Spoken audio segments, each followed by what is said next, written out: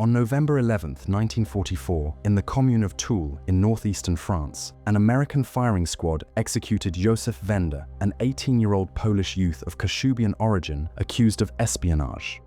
Vender was born in 1926 in the region of Kashubia, Polish territory annexed by Germany after the invasion of 1939.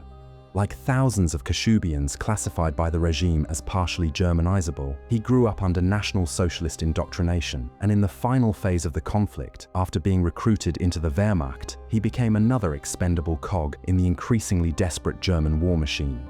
On 24 September 1944, during the Allied offensive in Lorraine, Vender and his companion Stefan, aged 26 and also of Kashubian origin, crossed the Moselle River posing as escaped Polish forced laborers.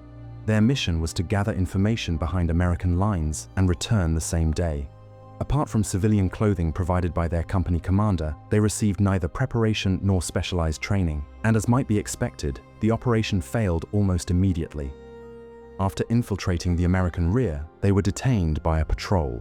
Sergeant Robert Scarborough, assisted by Frank Glowczynski, who spoke Polish, initially considered the story that they were Polish laborers on their way to a nearby farm to be plausible, and therefore let them go. But shortly afterwards, the soldiers reconsidered the situation and transferred them to a command post. By the following day, both had confessed. On October 18, 1944, a US military commission found them guilty of espionage under false identity in violation of the Hague and Geneva Conventions. The death penalty was imposed without Vender's youth or his possible status as a conscript being considered mitigating factors.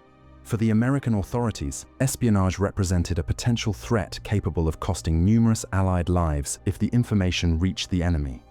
The sentence was carried out on the morning of the 11th of November.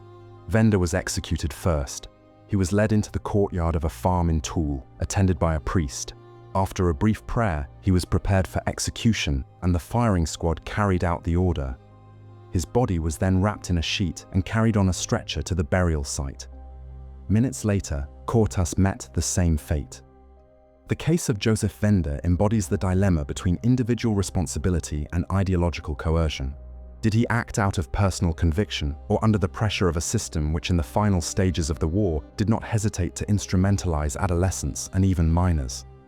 In any case, his death reflects the extent to which, in a total war of this nature, states prioritized collective security even at the cost of teenage lives.